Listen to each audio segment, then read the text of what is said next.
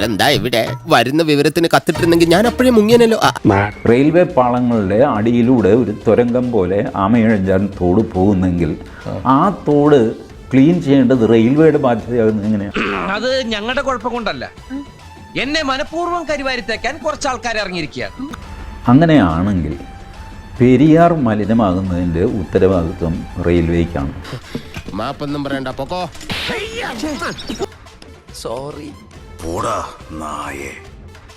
നിങ്ങളല്ലേ സൂക്ഷിക്കേണ്ടത്. ഞാനിതേ പറയുന്നുള്ളൂ, ഈ കണ്ട നദികളും കായലും ഒക്കെ കടന്നാണ് റെയിൽവേ പോകുന്നത്. അത് മുഴുവൻ ക്ലീൻ ചെയ്യേണ്ട ബാധ്യത റെയിൽവേയുടെ ആയിട്ട് മാറും. നഗരസഭയുടെ ഇനിയുള്ള പരിശോധന എന്ന് പറഞ്ഞാൽ റെയിൽവേയുടെ മാലിന്യ സംസ്കരണം എങ്ങനെ നടത്തുന്നു. റെയിൽവേയുടെ after the railway and before the railway കുഴപ്പമുണ്ടാക്കിയത് ആരാ? ആര്യ രാജേന്ദ്രൻ തന്നെയല്ലേ? എന്റെ ഈ അന്നസത്യം ഞാനങ്ങനെ ചെയ്തിട്ടില്ല. വെറുതെ കഴിഞ്ഞ ആഴ്ച നടന്ന കാര്യങ്ങൾ പറഞ്ഞ് എന്നെ നാറ്റിക്കരുത്. എല്ലാരും പറയുന്ന ചാച്ചന്റെ കിളി പോയി തുടങ്ങി. ദാർഢ്യവും വഴക്കും ബഹളവും ഒക്കെ ആയിട്ട് നടക്കുന്ന ഒരു കന്റാങ്കറസ് ക്യാരക്ടർ, അതാണ് ആര്യ രാജേന്ദ്രൻ.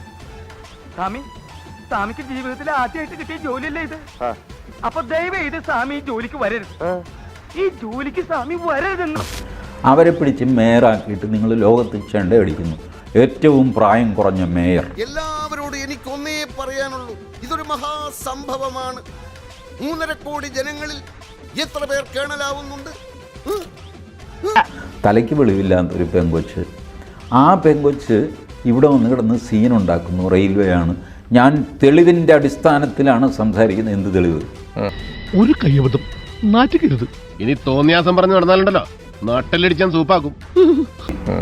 ഈ ചവർ എന്താണ് എന്ന് പോലും ഈ ആര്യ രാജേന്ദ്രനോ ശിവൻകുട്ടിക്കോ അറിയില്ല. അപ്പം ഞാൻ പൊട്ടനാ? ഇത്രയും ഞാൻ ചെയ്തുകൊണ്ടിരിക്കുന്നു, ഞാൻ പൊട്ടനാ? തിരുവനന്തപുരം മേയർ അവർക്ക് തലയ്ക്ക് വെളിവില്ല, അവരോട് പറഞ്ഞിട്ട് കാര്യമില്ല. You put some efficient officers.